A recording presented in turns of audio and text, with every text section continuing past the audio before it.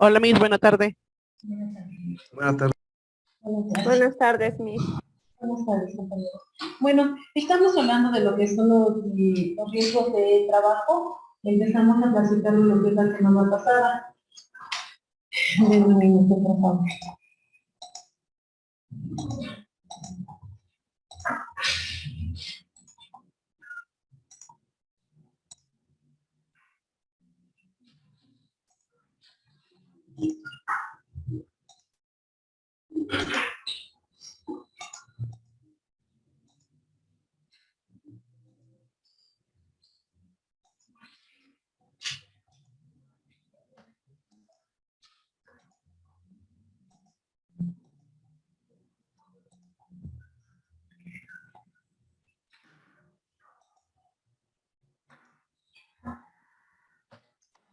Bueno, vamos a iniciar. Estamos hablando de los riesgos de trabajo. Tenemos, por lo que hace a los riesgos de trabajo, vamos a encontrarlo en nuestra Ley Federal de Trabajo del artículo 472 al artículo 522, ¿vale? De la Ley Federal de Trabajo. Y vamos a encontrar lo siguiente. Por lo que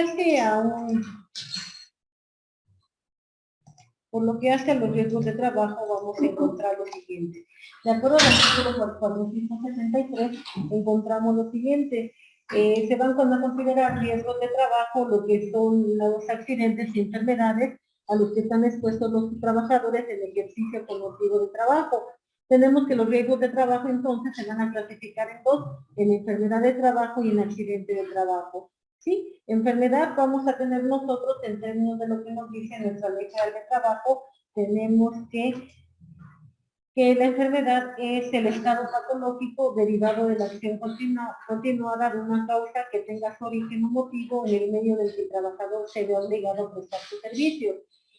Es decir, cuando hablamos de la enfermedad, de la enfermedad de trabajo, pues tenemos que esa enfermedad es a consecuencia del trabajo que se realiza, ¿no? Y de acuerdo a las condiciones en las cuales tú realizas el trabajo, pues te puede traer como consecuencia una enfermedad de trabajo.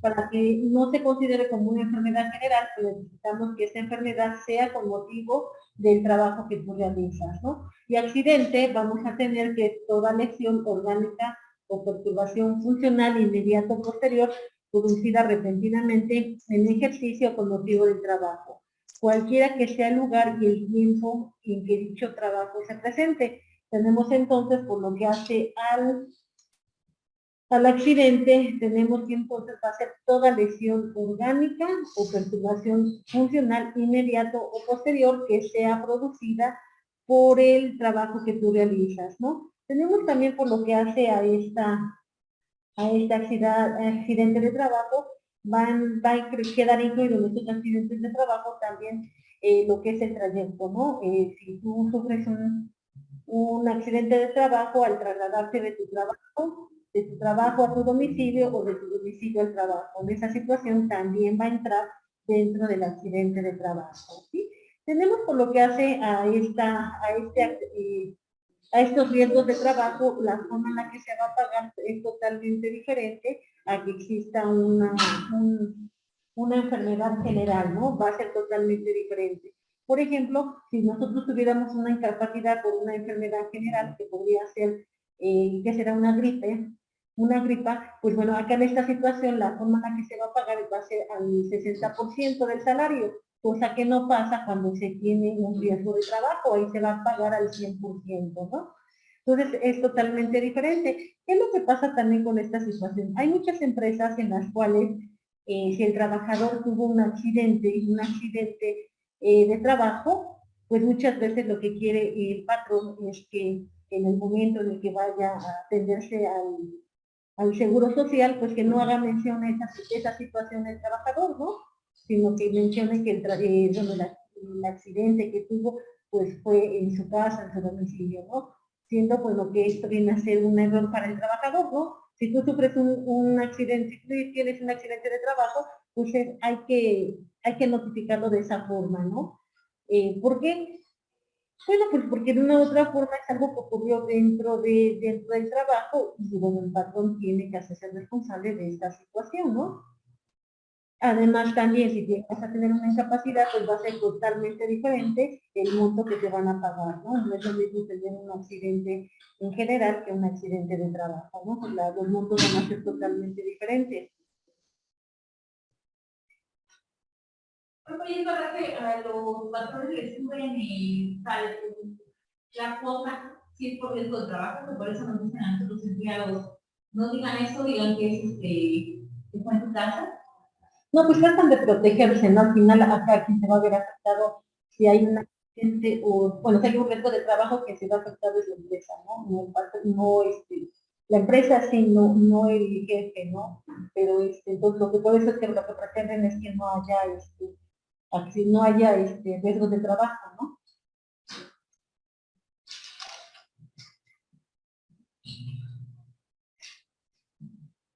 Bueno, por lo que hace estos riesgos de trabajo tenemos varias definiciones. Encontré una muy bonita, que bueno, encontré bueno, por lo que hace, si ustedes recuerdan cuando empezaron por lo que hace a las leyes de trabajo, tenemos nosotros que hubo un momento en que cada entidad federativa iba a realizar su ley federal bueno, no su ley federal, ¿verdad? Su ley del trabajo, su ley local de trabajo, ¿no? En ese momento todavía no era federalizada la ley. Entonces tenemos una de las primeras leyes que se hacen a nivel de trabajo es la ley de Yucatán. En esta ley de Yucatán tenemos que hay una exposición de motivos dictada por uno de los legisladores, Salvador Alvarado, en 1975 hace la siguiente exposición. Les voy a leer un poquito para que vean qué bonito toma, bueno, cómo toman ellos lo que son el riesgo de trabajo, ¿no? Porque dicen ellos que es necesario que quede establecido en la Ley Federal de Trabajo esta situación, ¿no? Porque bueno, recordemos que anteriormente pues no estaba establecido en la normatividad, ¿no? Nos dice este legislador, Salvador Alvarado, nos dice lo siguiente. El gobierno de la revolución, como el de todos los países juntos y libres, no solo está obligado a poner los medios de conservar al obrero sano mientras desempeña el trabajo. Su labor debe llegar por manera ineludible a la expedición de leyes que amparen al obrero contra los desastrosos accidentes de trabajo, causantes de su incapacidad absoluta o parcial que temporal o permanentemente los separan de su labor, y que amparen a sus familias cuando el accidente los lleva fatalmente a la muerte.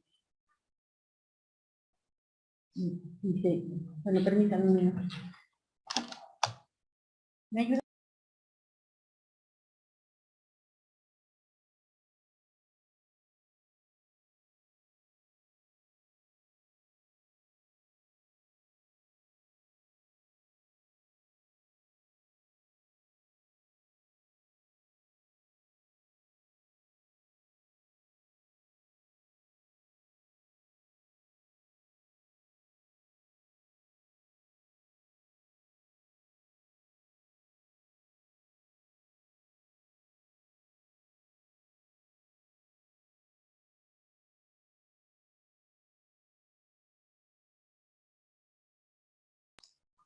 Un escritor coterráneo, clamando en época de la usurpación por una ley de accidentes de trabajo, se produjo hermosamente así, en las ciudades y en los campos, en los talleres y en los platos de Enequén, junto a las maquinarias de las fábricas y ordenado las verdes hojas que han de troncarse en fibra de oro. Están los obreros de Yucatán, los que sudan y se agitan para que Yucatán viva cerca. La salud y la vida de los obreros se halla en peligro. Se les paga su jornada, se les compensa el trabajo, pero un día la caldera estalla. La mano de escritura de pie se machuca. La mano se tritura. Un pie se machuca, flaquean unas tablas, cesa el trabajo y cesa el jornal.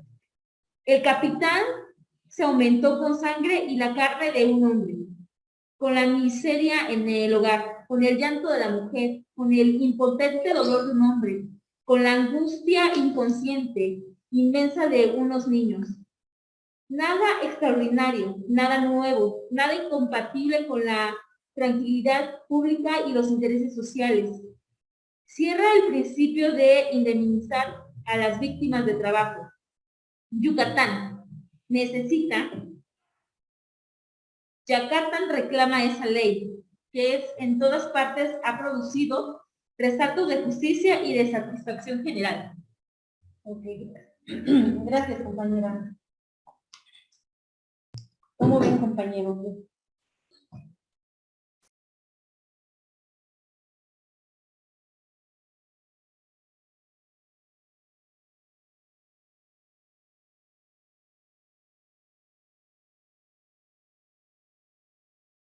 ¿Qué opinan, compañeros? Bueno, tenemos que esta ley de trabajo fue la de Yucatán, fue una de las primeras leyes que se elaboraron para lo que es el derecho laboral.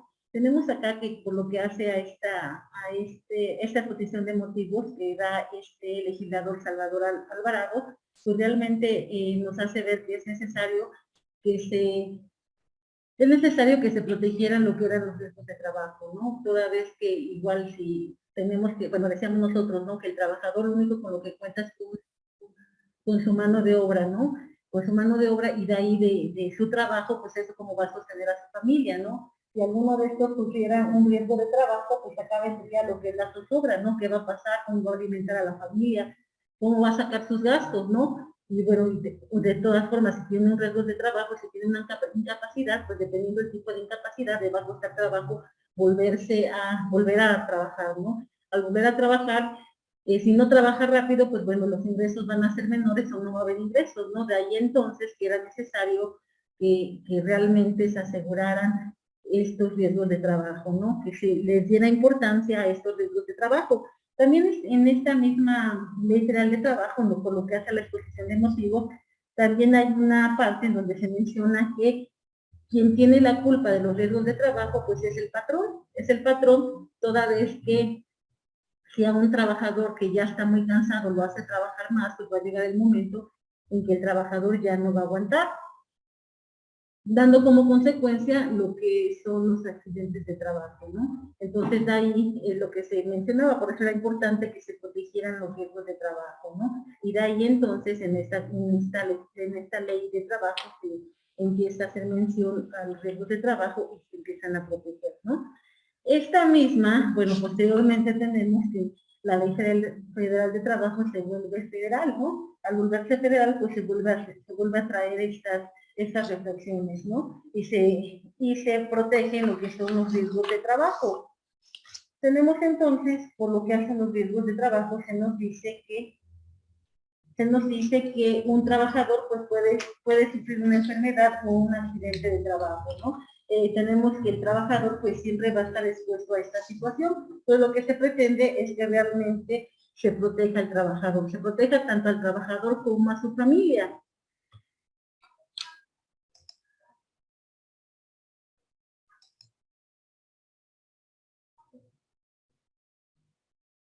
Ok. Bueno, entonces ya vimos en qué consisten los riesgos de trabajo, ¿no? Los riesgos de trabajo van a abarcar lo que son las enfermedades y los accidentes de trabajo, ¿sí? Tenemos acá que decíamos que es totalmente diferente una enfermedad general, un accidente general a un riesgo de trabajo, ¿no? Tenemos entonces que en base a esto va a ser la forma en la que se va a proteger. Tenemos que el artículo 513 de la Ley Federal de Trabajo nos señala lo siguiente. Un minuto, por favor.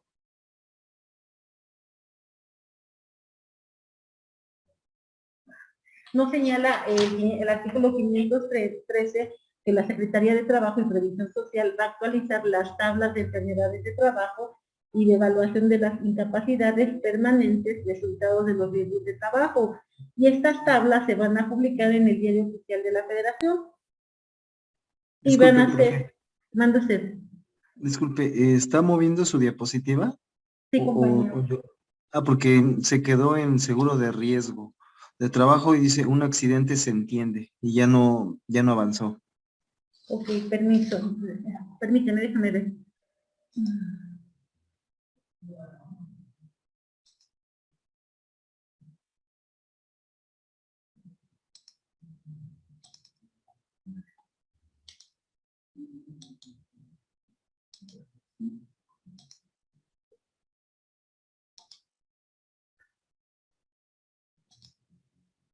Bueno, ya le cambié, estamos en riesgos de trabajo. ¿Sí, sí se puede ver, compañeros? Ya se ve, profe.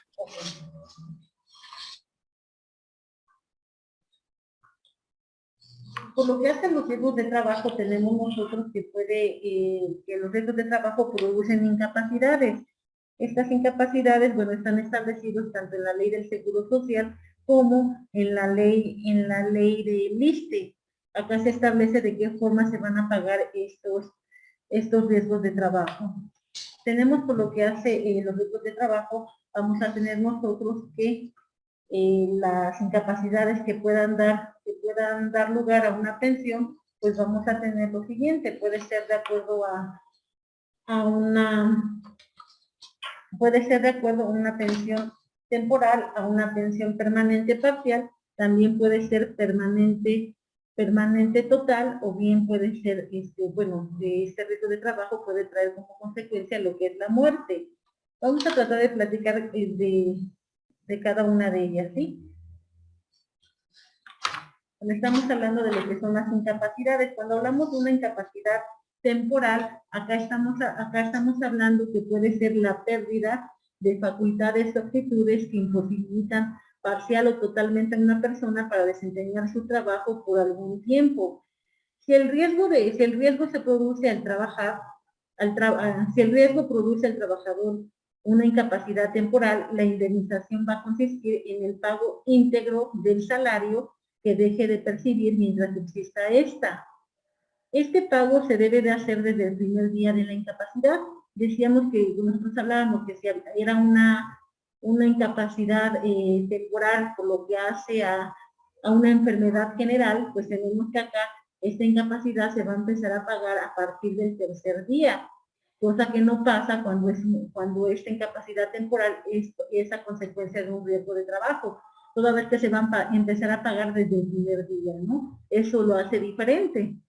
Igual también recordemos, ¿no? Podría este riesgo de trabajo, pues de acuerdo a la situación que se haya presentado, bueno, esta incapacidad pues puede convertirse de una temporal a una permanente parcial o a una permanente total, ¿no? Entonces, por esa situación decimos, ¿no? Si nosotros somos trabajadores y tenemos un riesgo de trabajo, pues tenemos que hacer nuestra clínica pues lo clasifica así, como un riesgo de trabajo, porque de una u otra forma nosotros nos vamos a proteger.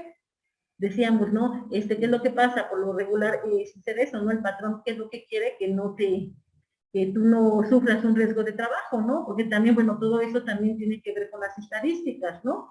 Por ejemplo, hay una empresa,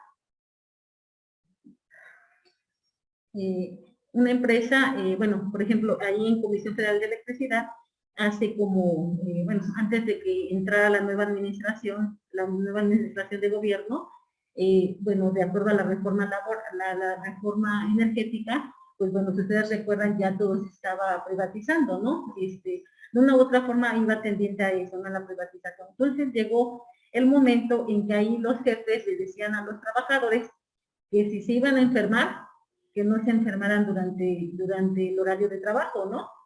Estos trabajadores, pues bueno, como nosotros sabemos, pues se la pasan en la calle, ¿no? Entonces, pues ellos tienen dentro de su contrato laboral, tienen permiso a media hora para ingerir sus alimentos. Entonces, en este inter, pues ellos comen afuera, ¿no? Entonces llegó un momento, igual con tanto trabajo y toda la situación, bueno, uno de esos se empezaron a enfermar, ¿no? Se enfermaron, entonces se enferman del estómago, le mencionan al jefe que se sienten muy mal y que tienen que ir a la clínica, ¿no? Al Seguro Social para que les den, pues para que les den el medicamento, ¿no? Ni siquiera estaban hablando de incapacidad.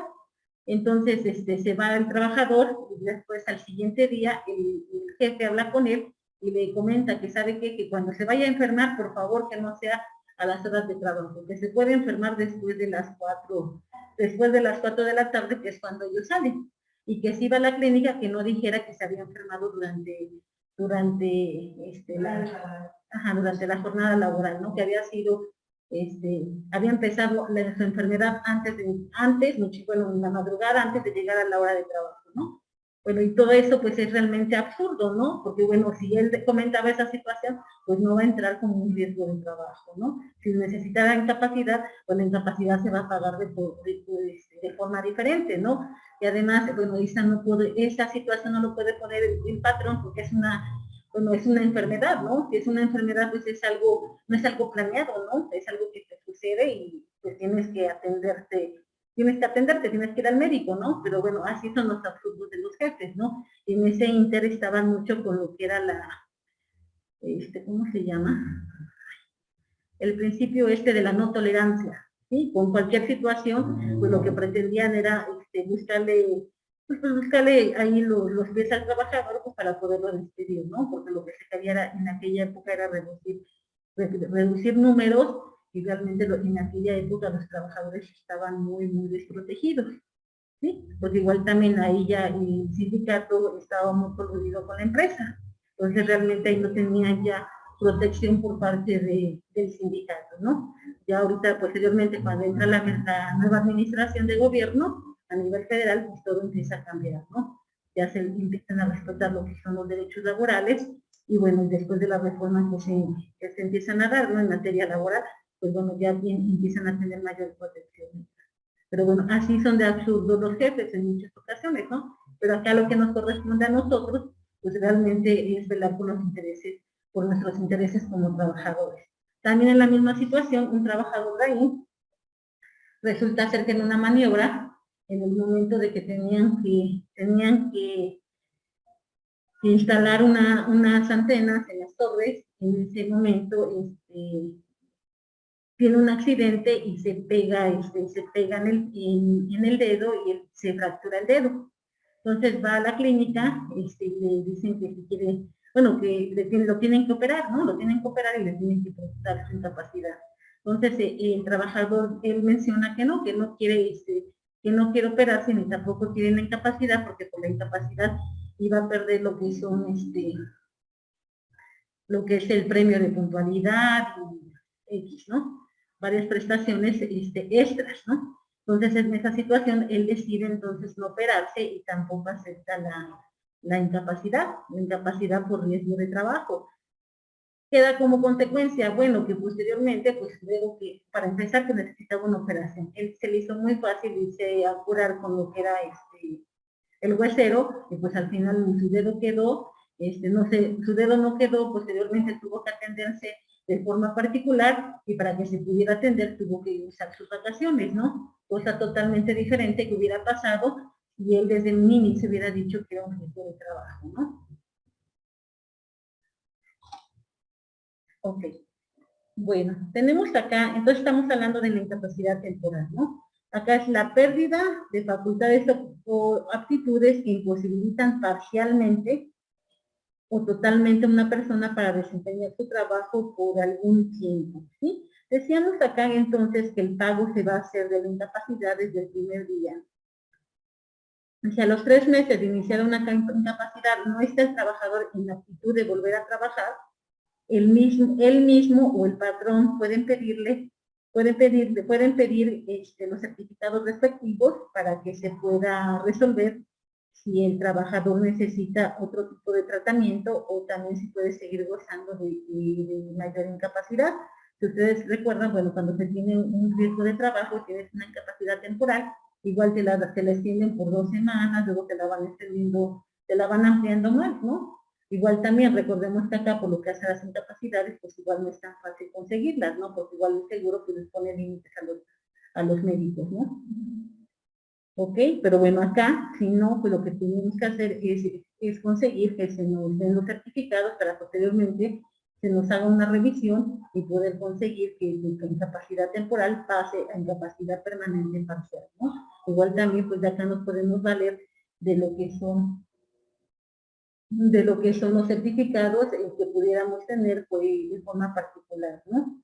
Acá también entraría por lo que hace, bueno, esas incapacidades también cuando la mujer trabajadora está embarazada, ¿no? ¿Qué es lo que pasa? Muchas veces también ella se atiende de forma particular, y ya en el momento en el que ya va a, bueno, en el momento en el que da luz o va, o ya está pronta a dar luz, pues igual también puede llevar su certificado y hacerlo, su certificado de médico particular, presentárselo al médico tratante del IMSS y ya para que le pueda extender lo que es la incapacidad, ¿no? ¿Ok? Tenemos entonces en esta incapacidad temporal se pueden realizar exámenes. Estos exámenes se van a realizar de cada 3 meses hasta que se declare, hasta que se convierta esta incapacidad temporal a una incapacidad permanente, se haga la declaración correspondiente, ¿no? Pase de incapacidad temporal a incapacidad permanente, ¿sí? Después tenemos la incapacidad permanente parcial. Okay. Incapacidad permanente parcial. ¿Acá qué va a pasar? Acá tenemos que es la disminución de las facultades o aptitudes de una persona para trabajar. Si el riesgo produce al trabajador una incapacidad permanente parcial, la indemnización se constituye con el pago del tanto por ciento que fija la tabla de evaluación de incapacidades, calculando sobre el importe que debería pagarse si la incapacidad hubiera sido permanente total. Acá se va a considerar el tanto por ciento que corresponde entre el máximo y el mínimo establecido, tomando en consideración la edad del trabajador, la importancia de la incapacidad y la mayor o menor aptitud para ejercer actividades remuneradas, semejantes a su profesión u oficio. Acá se toma también en consideración si el patrón se ha preocupado por la reeducación profesional del trabajador. Eso es lo que va a pasar con la incapacidad permanente parcial. Bueno, ahorita vamos a ver nuestro cuadro de incapacidad. ¿Sale?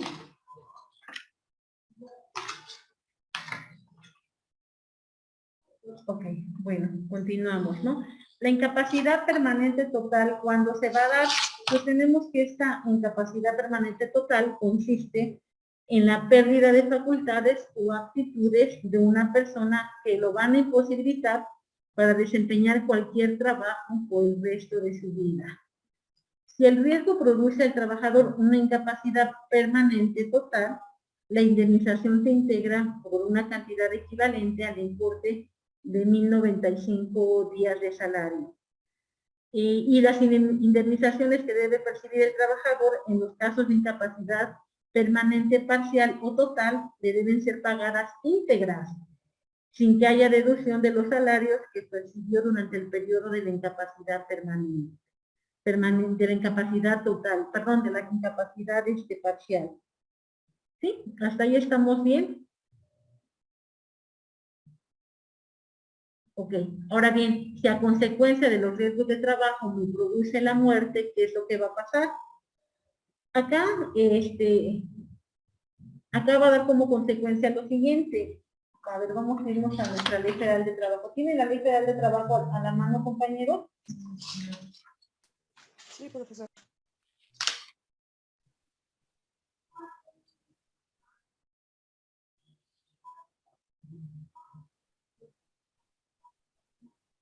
Ok, artículo 500 y necesito el artículo 502.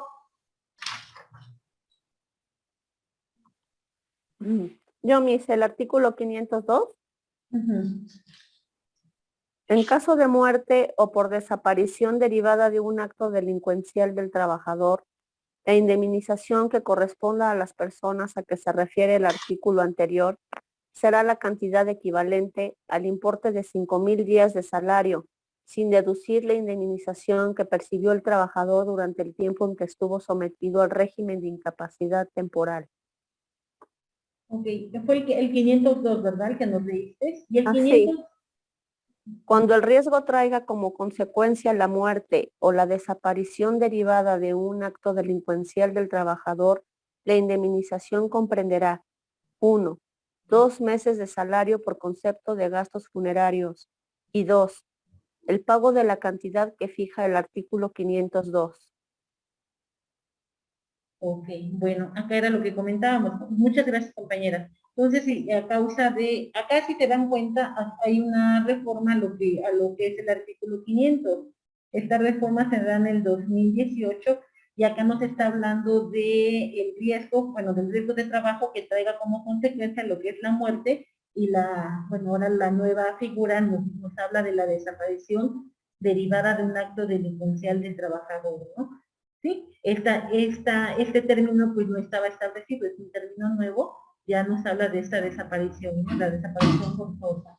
Y nos señala acá de qué forma se va a cumplir.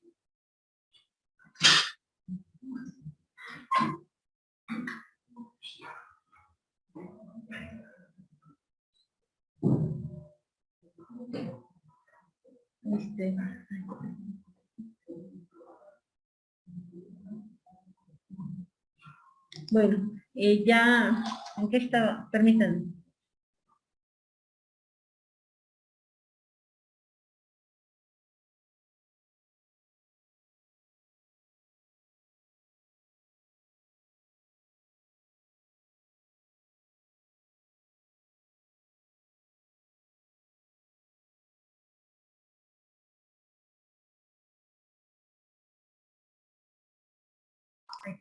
Bueno, ahora vamos a ver quiénes tienen derecho a recibir la indemnización en caso de muerte. Para ello nos tenemos que ir a lo que nos dice el artículo 501. ¿Quién nos ayuda, por favor? Por favor. Tendrán derecho a recibir indemnización en los casos de muerte. 1. La viuda o el individuo que hubiese dependido económicamente de la trabajadora y que tenga una incapacidad de 50% o más. Y los hijos menores de 16 años y los mayores de esa edad, si tienen una incapacidad de 50% o más. 2. Permíteme, compañera, tu artículo todavía no está actualizado.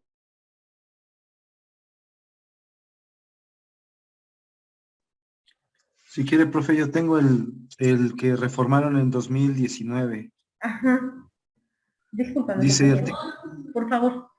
artículo 501, tendrán derecho a recibir indemnización en los casos de muerte o desaparición derivada de un acto delincuencial. Fracción 1, la viuda o el viudo, los hijos menores de 18 años y los mayores de edad, si tienen una incapacidad de 50% o más, así como los hijos de hasta 25 años que se encuentran estudiando en algún plantel del Sistema Educativo Nacional. En ningún caso se efectuará la investigación de dependencia económica, dado que estos reclamantes tienen la presunción a su favor de la dependencia económica. Fracción 2. Los ascendientes concurrirán con las personas mencionadas en la fracción anterior sin necesidad de realizar investigación económica, a menos que se pruebe que no dependían económicamente del trabajador. Fracción 3. A falta de cónyuge superstite, concurrirá con las personas señaladas en las dos fracciones anteriores. La persona con quien el trabajador vivió como si fuera su cónyuge durante los 5 años que procedieron inmediatamente a su muerte, o con la que tuvo hijos sin necesidad de realizar investigación económica, siempre que ambos hubieran permanecido libres de matrimonio durante el concubinato. Fracción 4. Las personas que dependían económicamente del trabajador concurrirán con quienes estén contemplados en cualquiera de las hipótesis de las fracciones anteriores, debiendo acreditar las dependencias económica y, a falta de las personas mencionadas en las fracciones anteriores, el Instituto Mexicano del Seguro Social.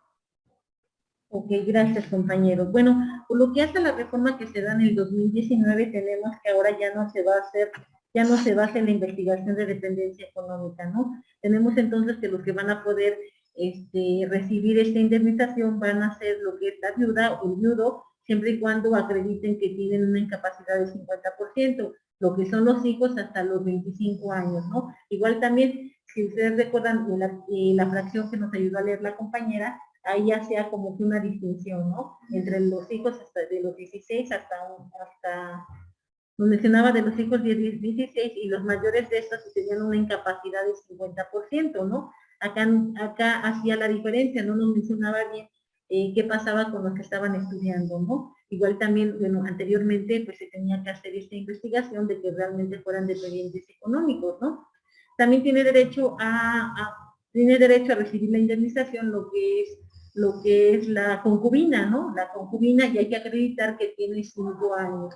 Acá por lo que hace a lo que nos dice la Ley Federal de Trabajo y lo que nos dice la Ley del Seguro Social, pues muchas veces no coinciden. En algunos casos nos menciona mayor tiempo la ley del Seguro Social, ¿no? Pero si es eso, pues nos tenemos que remitir a la Ley Federal de Trabajo, ¿no? Porque ahí nos iríamos por lo que es el rango de cada norma, ¿no? Y acá, bueno, primero va a estar la Ley Federal de Trabajo y posteriormente va a estar la Ley del Seguro Social, ¿no? Entonces, esa es la situación. También hay términos en los cuales no se pone de acuerdo la Ley del Seguro Social con lo que nos dice nuestra Ley Federal de Trabajo, ¿sí? Bueno. También tenemos acá, bueno, y nos menciona, ¿no? Que a falta de que exista personas, bueno, entonces ahí quien va a entrar va a ser el Instituto Mexicano del Seguro Social, ¿no? Esto, bueno, si nosotros pensamos o lo queremos ubicar por lo que hace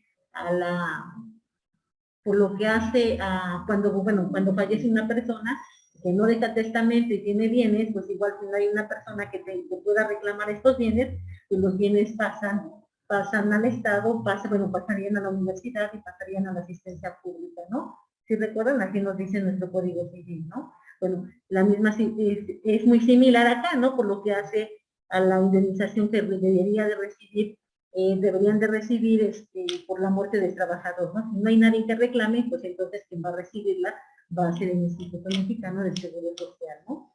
¿Ok? ¿Cómo ven, compañeros? Por lo que hace estos riesgos de trabajo.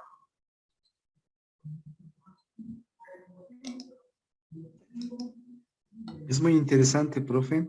Nada más que en algunas ocasiones, pues, a veces al parecer es un poco complicado poder aplicar la normatividad a ciertas empresas debido a diferentes estrategias, ¿no? Que a pesar de que ya está más regularizado, ya inclusive mencionaban lo del outsourcing, que ya no existe, bueno, ya lo limitaron, sin embargo, pues a veces también llevar a cabo estas normatividades, pues sí, a veces son muy tardadas y un poquito complicadas, ¿no? Al menos por lo poquito que he investigado, así es como me he dado cuenta. Sí, sí, tienes mucha razón, pero también acá siento que muchas ocasiones también depende del trabajador, ¿no? El trabajador es muy fácil pues que se siente intimidado por el patrón, ¿no? Era como el ejemplo que les ponía, ¿no? Bueno, estamos hablando de una empresa federal, de lo que era, bueno, lo que es Comisión Federal de Electricidad, y sin embargo es absurdo que el jefe inmediato le diga al trabajador, ¿no? A su subordinado, ¿sabes que no te puedes enfermar durante la jornada laboral? Bueno, pero si nadie está exento de esa situación, ¿no? Tú no le dices a tu organismo, sabes que me quiero enfermar, ¿no? A esta hora, ¿no? Y sin embargo, bueno, también es absurdo, ¿no? Porque si vemos esa situación, acá la empresa o el patrón, pues viene a ser la empresa, ¿no? Comisión Federal de Electricidad, el jefe inmediato, de una u otra forma, también es trabajador. Él no es el dueño, ¿no? Y muchas veces lo que pasa es eso, ¿no? Que los jefes sienten que son dueños dueños de la fuente de trabajo, ¿no? Y se comportan como tal, siendo que de una u otra forma también son trabajadores, ¿no? Y en cualquier momento, pues también les dan la patada, ¿no? Ya no me sirve, pues pongo otro, ¿no? Y más en estos puestos que son de confianza, ¿no? Los puestos de confianza, pues, ¿qué seguridad puedes tener, ¿no? Un día estás ahí, otro día, pues ya no estás ahí, ¿no? Entonces yo creo que acá lo que deberíamos de hacer es como que tener conciencia todos de la posición en la que nos encontramos. De una u otra forma, todos somos trabajadores, ¿no? Somos trabajadores, aunque tengamos a lo mejor en determinado momento tengamos un cargo de jefe, pero bueno, no hay que perder de vista que somos trabajadores, ¿no? Y que en cualquier momento también te pueden correr, ¿no? Es como, bueno, también otros ejemplos, ¿no? Por ejemplo, cuando un trabajador demanda a la empresa, ¿no? Demanda a la empresa, el trabajador va a demandar a la empresa como grupo, como persona moral, y aparte va a demandar a la persona física que la despidió, ¿no? Es como un requisito, ¿no? Para que se pueda entender quién fue quien te despidió, ¿no? Claro que acá, al final, a quien van a condenar al pago de las prestaciones, pues es a la persona moral, ¿no? Que sería la empresa, quien te está pagando, ¿no? No tu jefe, porque tu jefe inmediato, pues no te paga. Tú simplemente recibes las instrucciones de tu jefe inmediato, pero quien te paga es la empresa, ¿no? Al final, en el momento que se emite el laudo o la sentencia, ahí va a salir como consecuencia que quien te tiene que pagar va a ser la persona moral, ¿no? No tu jefe inmediato, ese no te va a pagar, ¿no? Ese nada más es, tú realizas tu demanda como para que tenga coherencia, ¿no? ¿Quién me despidió? Porque pues nunca te va a despedir la persona moral, ¿verdad? Ni tampoco el representante legal, ¿no? No van a llegar los dueños, ¿no? Quien te va a despedir va a ser tu jefe inmediato. ¿Y qué es lo que pasa, no? Cuando tiene que acudir tu jefe inmediato, a lo mejor a un interrogatorio, pues llegan con una actitud tan prepotente como si ellos fueran realmente los dueños, ¿no? Diciendo que no son los dueños, ¿no? Y todo da vueltas, ¿no? Porque en un momento tú que eras el subordinado, lo estás demandando y bueno, tu jefe inmediato está llegando y pues llega con una actitud muy prepotente, ¿no? Siendo que posteriormente él se va a ver también en la misma situación, ¿no? Llega a pasar posteriormente, el jefe también demanda a la empresa, ¿no? Porque pues también nadie es indispensable, ¿no? Lo corren y también pues tiene que hacer uso de todo esto que se tenía, ¿no? Y bueno, llegan entonces los absurdos, ¿no? En un momento tú demandas como trabajador y luego posteriormente ellos también demandan, ¿no? Sí me explicó, compañeros. Entonces yo creo que acá es como que tener conciencia de lo que hacemos, ¿no? Sí, profe.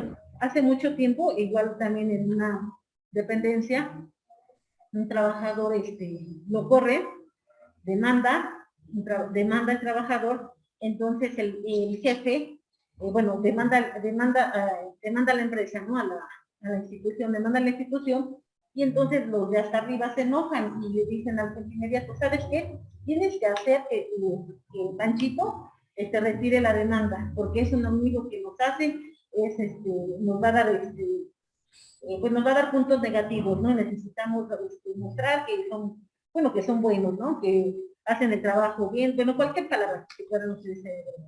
Entonces esta persona empieza a buscar al ex trabajador, siendo que a ese trabajador pues lo había tratado muy mal, ¿no? Y lo empieza a atemorizar, bueno, a amenazar, le empieza a decir, ¿sabes qué?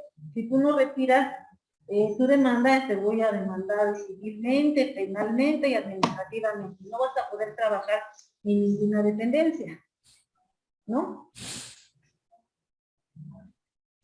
Y bueno, entonces este trabajador hace el interrogante, bueno, ¿de qué forma me puedes realizar esto? Y bueno, ya de ahí se le empieza a preguntar, bueno, administrativamente manejabas dinero, no manejaba el dinero. Ah, bueno, entonces ahí alguna situación en donde se podría haber más comprometido es que si él manejaba dinero, pues se le podría acusar, ¿no? Por una cuestión administrativa o por una cuestión penal, ¿no?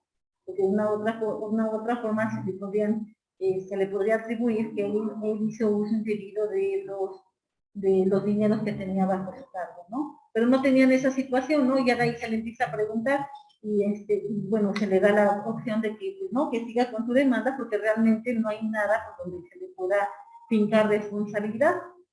Pasa el tiempo, estamos hablando que son dependencias, ¿no? Las dependencias del gobierno no se compara el salario con un trabajo normal, ¿no? Los salarios son, que será 3 veces más mayor que un trabajo común.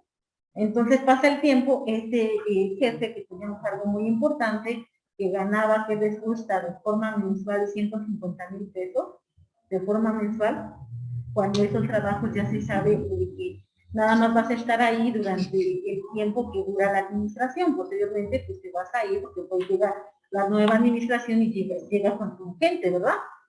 Ah, bueno, pues entonces acá a les decía, ¿no? Este trabajador todo el mundo lo vio mal, ¿no? ¿Cómo podía ser, no? Le habían dado la oportunidad de trabajar y demandaba y dejaba mal al área donde estuvo trabajando, etcétera, etcétera. Pasa el tiempo, llega la nueva administración, se queda sin trabajo esta persona y esta persona demanda de nuevo, demanda al instituto. O sea, ahí caemos en los absurdos, ¿no? Por eso, como dicen, mantenerse calladito, porque pues en cualquier momento uno puede caer en esa situación, ¿no?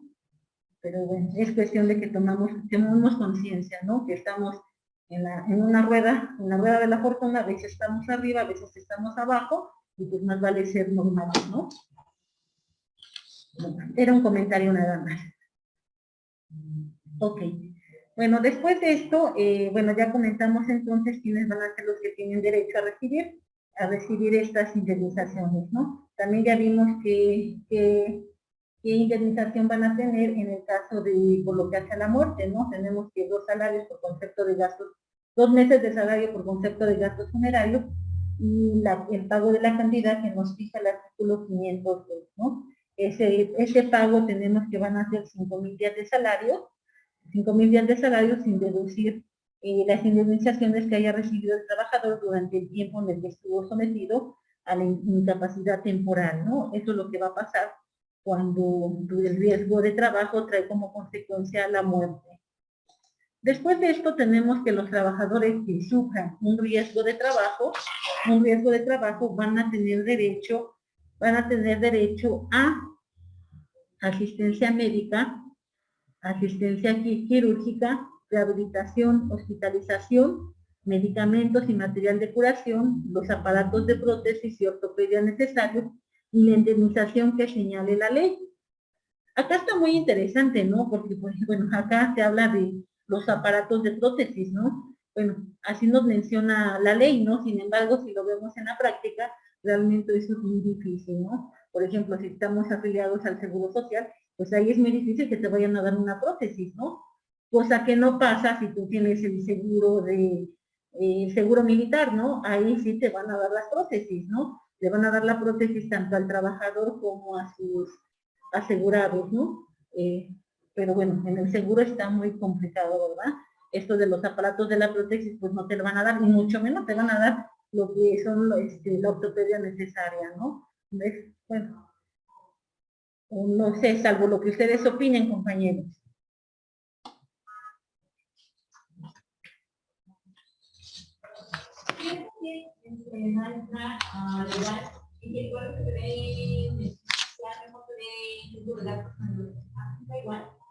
El seguro de gastos mayores es una prestación diferente.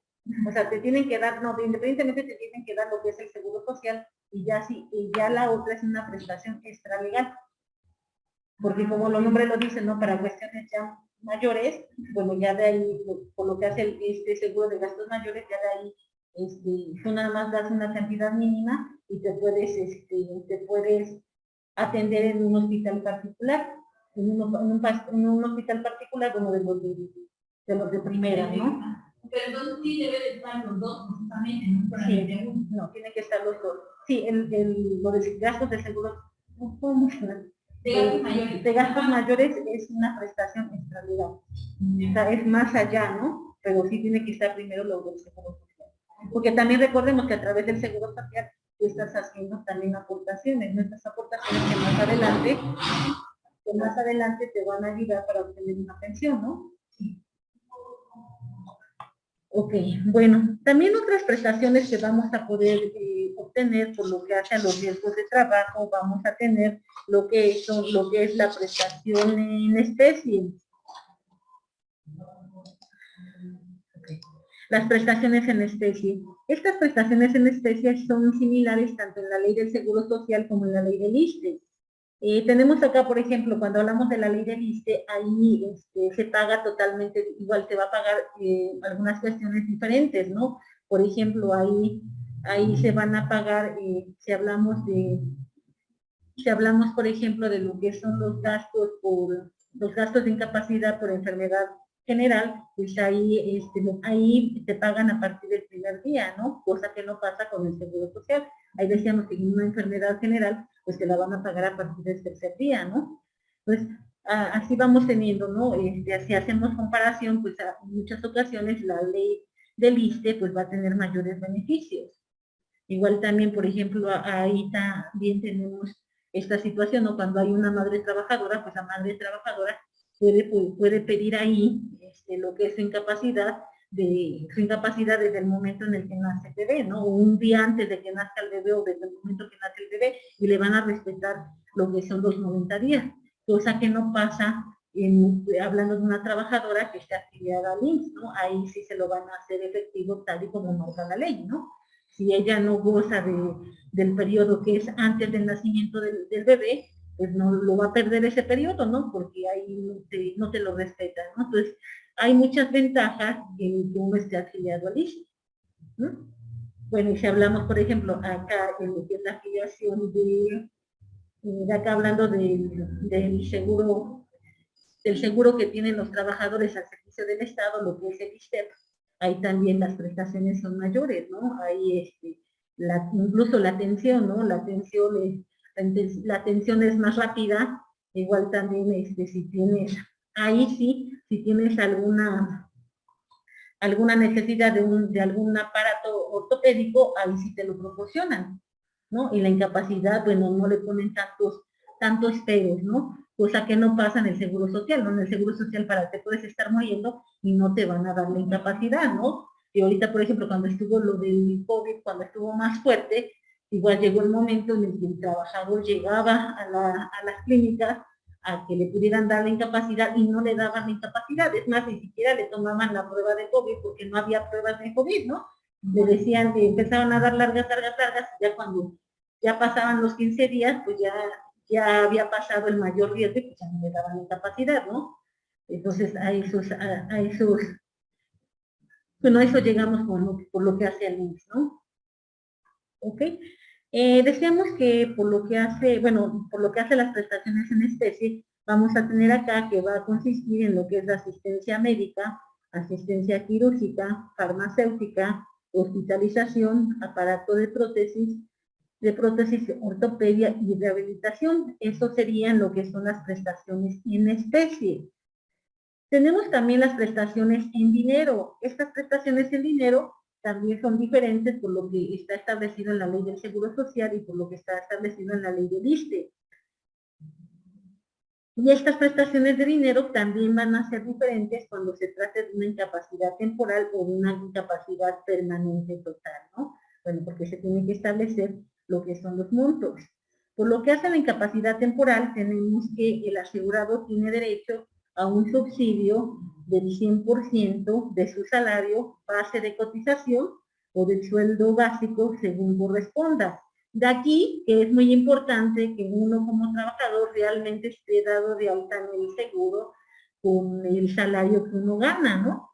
Que decíamos que en muchas ocasiones no pasa, ¿no? Les ponía el ejemplo, de los trabajadores, que en muchas ocasiones tienes tu salario base y luego tienes tu compensación. Y en esa compensación no entra en el salario, no entra en el sueldo base, ¿no? Sin embargo, debe de formar parte, ¿no? Porque bueno, acá cuando nos vamos por lo que hace al salario con el cual estás dado de alta en el seguro, pues este salario tiene que entrar en el salario integrado, ¿no? Y dentro del salario integrado, bueno, ya sabemos, no entran todas las prestaciones que te tienes. Entonces no va a ser nada más el salario, la cuota diaria, ¿no? Sino van a ser todas las prestaciones, y si estamos hablando que acá debería de entrar también lo que es la compensación, ¿no?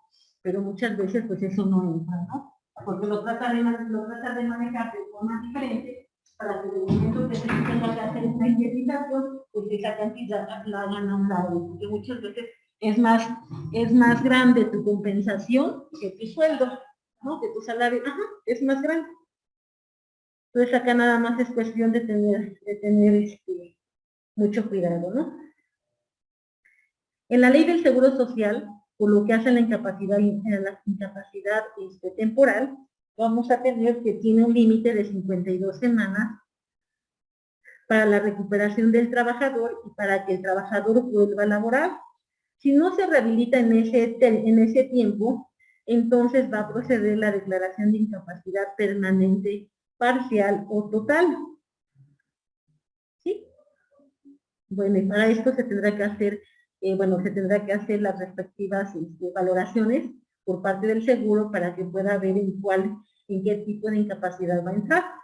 Acá también regresamos al mismo punto, ¿no? Acá también, bueno, de una u otra forma estamos en manos del seguro, pero no porque el seguro tenga que hacer esta valoración.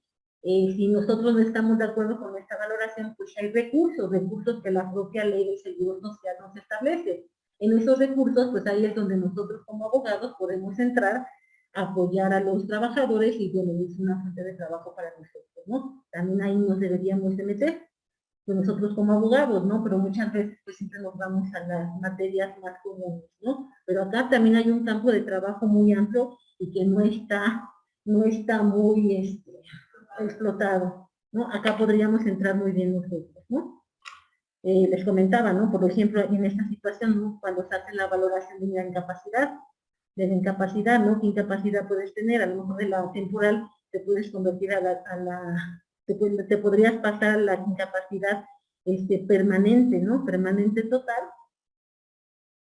o parcial, ¿no? Bueno, pero acá en esto, acá es donde nosotros podríamos entrar, ¿no? Igual se hace la valoración del Seguro Social y no estamos de acuerdo, pues hay recursos que están establecidos en la Ley del Seguro Social, ¿sí? La Ley del Seguro Social es muy amplia, o sea, tendríamos que, y para analizarla, pues yo creo que también se debería de llevar un cuatrimestre, ¿no? Porque es muy amplia la ley y hay muchos recursos que podemos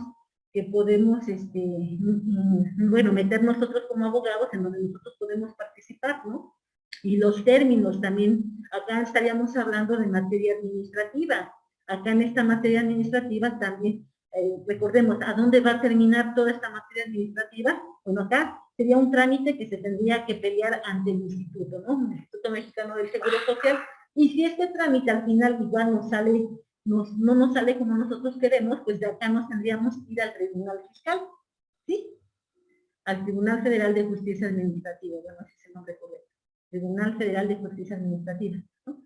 Bueno, pero ¿se dan cuenta cómo está esta situación, compañeros? O sea, de todo, acá ya estaríamos hablando de materia administrativa, estamos hablando materia laboral, que posteriormente, al final vamos a terminar en materia administrativa, ¿no? ¿Por qué? Porque acá acusaríamos a la autoridad que no está respetando lo que menciona la ley, ¿sí? Ok, bueno.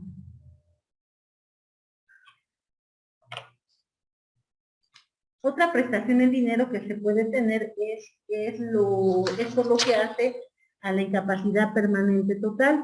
Esta incapacidad permanente total, ahí va a haber diferencias entre lo que nos dice el IMSS y lo que nos dice el ISSSTE, específicamente en tres rubros. Por lo que hace el ingreso que se toma para poder cuantificar la pensión, la aportación de los recursos y la duración de esta. La Ley de Seguro Social nos menciona que al declararse la incapacidad, el trabajador va a recibir una pensión con carácter provisional y posteriormente la pensión definitiva. Y nos dice, por lo que hace a la pensión provisional, el asegurado va a percibir esta pensión por un periodo de adaptación de 2 años. Y durante este periodo, en cualquier momento, el instituto podrá ordenar y por su parte el trabajador asegurado tiene derecho a solicitar la revisión de la incapacidad con el fin de modificar la cuantía de la pensión. Una vez que transcurre este periodo de adaptación, se tiene que otorgar la pensión definitiva. Y en la pensión definitiva, el asegurado va a recibir una pensión mensual equivalente al 70% del salario que recibía, ¿sale? Y tenemos nosotros que en caso de enfermedad de trabajo, el cálculo del monto de la pensión se va a tomar en cuenta el promedio del salario base de cotización de las 52 últimas semanas, o de las que tuviera si su aseguramiento fuera por un tiempo menor.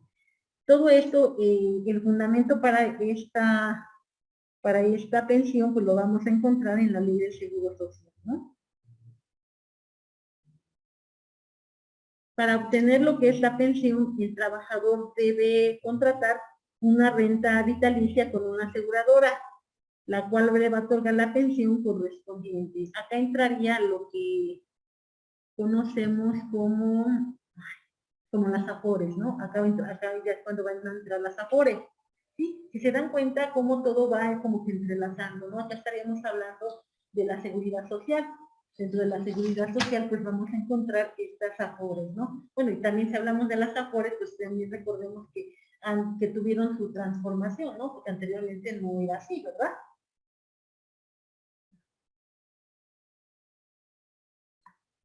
Tenemos que también, para lo que es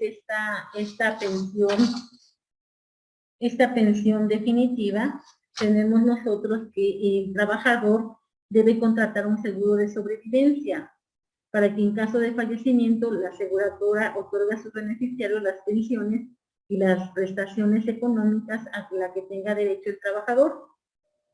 Bueno, de acá entonces ya hablamos de los contratos, ¿no? La aseguradora va a proporcionar las prestaciones económicas a que tenga derecho el trabajador, ¿no? Estas prestaciones económicas, estamos hablando de lo que es la ayuda asistencial o también cualquier otra prestación en dinero, ¿no? Eso es lo que va a hacer.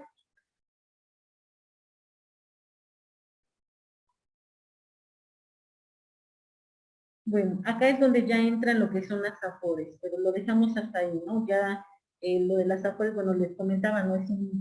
Es un tema también muy amplio, ¿no? Por ejemplo, si hablamos de las AFORES, tenemos que decir, bueno, nosotros como trabajadores, si en el caso de que estuviéramos desempleados, nosotros podemos hacer retiros parciales, ¿no? Pero para que podamos hacer estos retiros, pues también, por lo que hace esta ley de las AFORES, también nos pone muchas trabas, ¿no? Por ejemplo, si estamos hablando de un trabajador del Fuero Federal, pues tenemos que, para que pueda sacar para que pueda sacar o hacer uso del retiro parcial de su Afore, necesita que el organismo le dé como que la autorización, ¿no? Se supone que tú estás desempleado y tú como desempleado necesitas ese dinero y por eso lo estás solicitando, ¿no? Sin embargo, hay que hacer muchos trámites y para que te vengan a dar una cantidad tan mínima, ¿no? Fácil, te vas a echar 2 meses solicitando a la institución que te dé documentos donde informe cuándo te dio de baja y si está de acuerdo en que te proporcione cierta cantidad porque tú estás desempleado, ¿no? Y además de esto, también la ley de las AFORES te menciona, ¿no? Que tú nada más puedes hacer hasta un retiro, ¿no? Por cada 5 años, ¿no? Bueno, ajá, y si no encuentras trabajo, ¿cómo le hacemos? Y aparte de eso te quitan de tu... de que se puede sacar casa, te quitan con esos puntos de la casa. Todo pierdes, ajá, pierdes muchos, sí, no te conviene, ¿no? O sea, si realmente estás pensando utilizar ese dinero para más adelante pensionarte, no te conviene hacer ningún retiro, porque también te quitan semanas cotizadas, ¿no? Ajá. Sí, ¿no? Pero bueno, pero se supone que de una u otra forma es tu dinero, ¿no? Igual también, si recordamos por lo que pasa a las AFORES, tenemos que una vez que tú ya tengas la edad para poder recibir una pensión, pues la cantidad que tú cuentas con las AFORES es la que te van a dividir de acuerdo al estudio que te hagan para saber cuántos posibles años vas a vivir después Qué complicado es, ¿no? Sí, no, y está absurdo, ¿no? Porque ajá, vamos a suponer que tienes 60 años y nada más según el estudio, nada más vas a vivir 10 años y si vives más, ¿qué vamos a hacer? O que libraste o si ese dinero que le pasa. Ese dinero se recupera, si hay un remanente, tu familia lo puede recuperar. Claro que para recuperarlo pues va a ser también muchas trabas, ¿no? Sí, no es tan rápido, ¿no? Porque incluso también nos dice, ¿no? Que nos dice la ley del Seguro Social, ¿no? Cuando el trabajador en esta cuenta de la cual se van a tomar los recursos, tenga un excedente, tiene la obligación Afore de entregártela. Pero no son muy claras ni transparentes todos los movimientos de las AFORES, ¿no? Y también si nos vamos a lo de las AFORES, quien nos está manejando es una institución privada. O sea, acá podría pasar lo que pasó con los bancos, ¿no? Hace tiempo, ¿se acuerdan cuando los bancos se vinieron abajo? ¿Cuánta gente no perdió sus ahorros, no? ¿Quién te garantiza que el día de mañana no pase lo mismo con estas instituciones, no? Al final son instituciones privadas, ¿no? Cosa que no pasaba cuando quien te tenía que proporcionar la pensión era el gobierno, ¿no? Porque pues el gobierno tenía que responder, ¿no? Pero ahora de esta situación, ¿cómo le vas a hacer? ¿No? O sea, también es estar como pues a la deriva, ¿no? A ver qué pasa. Igual también a ver qué reformas hay, ¿no? ¿Qué tal si después en lugar de que te beneficie, te perjudique, ¿no? Pues, bueno, es que está muy, muy, muy enredado toda esta situación. ¿Qué opinamos de aquel lado, compañeros? ¿Qué opinan de las afores?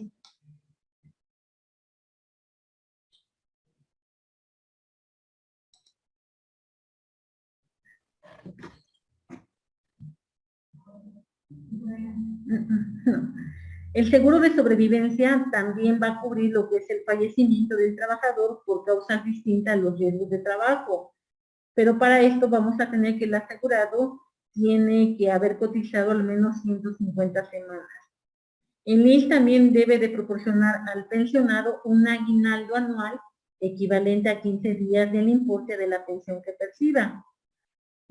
Bueno, por lo que hace a la ley del ISSSTE, tenemos que la declaración de incapacidad permanente da derecho a recibir una pensión que debe estar vigente hasta los 65 años de edad, denominada seguro de pensión.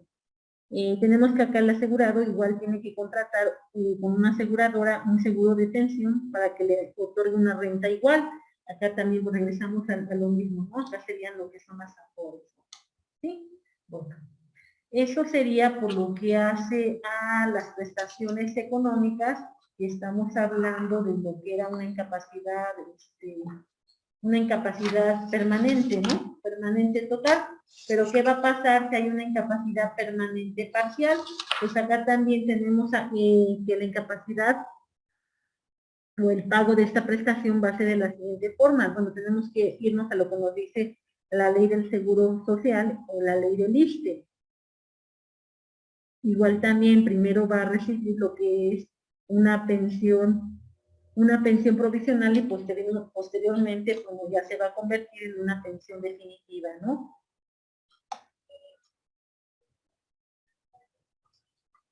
Y tenemos por lo que hace a la pensión definitiva, esta depende del porcentaje determinado en la tabla de evaluación de incapacidad prevista en los artículos 513 y 514 de la Ley Federal de Trabajo. Vamos a ver, bueno, si ustedes checan esa tabla, ¿ya la encontraron, compañeros, su tabla? Artículo 513 y artículo 514.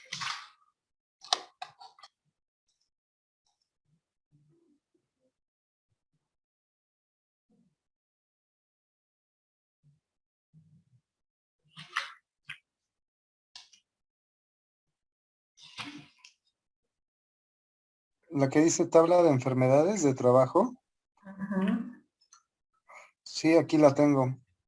Ok, ¿cómo le hacemos? Bueno. Ok. ¿Nos ayudas a leer qué serán los primeros 5 numerales?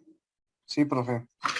De la tabla de enfermedades de trabajo, neumoconiosis y enfermedades broncopulmonares producidas por aspiración de polvos y humos de origen animal, vegetal o mineral. El número 1, afecciones debidas a inhalación de polvos de lana. Trabajadores de la industria textil y demás manipuladores de este producto. 2, afecciones debidas a inhalación de polvos de pluma, cuerno, hueso, crin, pelo y seda. Colchoneros, fabricantes de adomos y artículos de mercería. Cortadores y peinadores de pelo, fabricación de brochas, pinceles, cepillos, trabajadores de los rastros, carniceros, empacadores de carne. Afecciones debidas a la inhalación de polvos de madera, carpinteros, madereros, ebanistas y trabajadoras de la industria papelera. 4, tabacosis. Afecciones debidas a la inhalación de polvos de tabaco, trabajadoras de la industria del tabaco. 5, bagasosis. Afecciones debidas a la inhalación de polvos de bagazo, como en la industria azucarera. Tolveros, que cernidores y bagueceros, trabajadores de la industria papelera y fabricación de abonos. Y bueno, ese es hasta el 5. Ok, gracias compañeros. Bueno, si se dan cuenta ustedes por lo que hace al artículo, a este artículo al 513, cuando nos señala lo que son las tablas, bueno, esta tabla de enfermedades pues es muy amplia, ¿no? Nos va diciendo el tipo de enfermedad, qué la causa y a qué podría ser aplicable. Por ejemplo, acá tenemos la enfermedad de infecciones, parasitosis, micosis y biosis, ¿no? Causada por enfermedades generalizadas o localizadas provocadas por la acción de bacterias, parásitos, hongos y virus. ¿Quiénes la pueden contraer? Médicos, enfermeras, mozos de anfiteatro, afanadoras, personal de laboratorios biológicos y de diagnóstico, personal de lavandería, en sanatorios, veterinarios, enfermeros de veterinaria, carniceros y mineros y cuando previamente exista la sigilosis, ¿no? Bueno, acá ya nos dice entonces cómo, en base a esto, bueno, a qué tipo de personas podría contraer esta enfermedad y en base a eso se tendría que acreditar que esta enfermedad que tú estás contrayendo fue a consecuencia del trabajo que tú realizabas, ¿no? Entonces acá se va a utilizar esta tabla para que entonces se pueda establecer lo que es la incapacidad, ¿no? ¿Qué tipo de incapacidad es la que tú tienes, ¿no? Acá es muy interesante, ¿no? Porque ¿qué pasa en muchas ocasiones? Que la enfermedad sí puede ser una enfermedad de trabajo, ¿no? Y muchas veces, ¿qué es lo que pasa? No la ponen como enfermedad de trabajo y la convierten como una enfermedad general. Al ser una enfermedad general, pues ahí no tienes derecho a esta indemnización, ¿no? Incapacidad y mucho menos indemnización, ¿no? Entonces, era lo que les comentaba, no hay que tener mucho cuidado, ¿no? Acá igual también vamos a suponer que se hace el análisis por parte del Seguro Social y él decreta que no hay una enfermedad de trabajo, que es una enfermedad general. Bueno, pues acá también ese dictamen que está emitiendo el Seguro Social, pues lo podemos echar abajo, ¿no? Tendríamos que para esto pues conseguir, bueno, para esto, por lo regular, todo mundo cuando se enferma, cuando es una enfermedad mayor, pues también en cierto momento acudes con el médico particular, ¿no? Acá, ¿qué es lo que nos toca a nosotros como trabajadores? Pues sí, ir guardando todas estas recetas, ¿no? Para que podamos acreditar en cómo inició la enfermedad y cómo fue avanzando, ¿no? Para que así entonces en determinado momento podamos exponer estas pruebas para poder acreditar que realmente estamos ante la presencia de una enfermedad de trabajo, ¿no? Una enfermedad de trabajo que no es una enfermedad general y por lo tanto pues, nos hacemos acreedores a una incapacidad, ¿no? Y por lo tanto a una indemnización, ¿no? ¿Sí? Hasta ahí estamos bien, compañeros.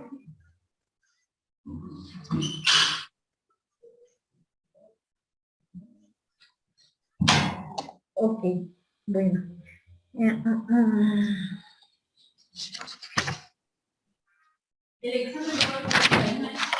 El examen, bueno, ya está en la plataforma, ya tienen el cuestionario de la semana pasada, nada más lo que dice el cuestionario. Ajá, nada más. Sí, está muy sencillo, está muy fácil, pero sí, está muy sencillo. ¿Sale? Me hizo una pregunta, pero es que aquí Mande usted. aparecen dos exámenes, uno que dice examen abierto y otro cerrado. Ah, no, pues sería el abierto, compañera, cerrado. Ajá, sería el abierto. Bueno, es que yo hice cambios en la mañana y no sé cuál es el que, pero que bueno, el que tomen en cuenta es el abierto. Supongo que no quité uno que ya tenía con anterioridad. Ajá, porque el que dice examen abierto dice hoy 8:36. Ajá. Y se cierra mañana, ¿no? A las 11:50 y tantos, ¿no? Ajá, porque el examen cerrado dice mañana 23:36.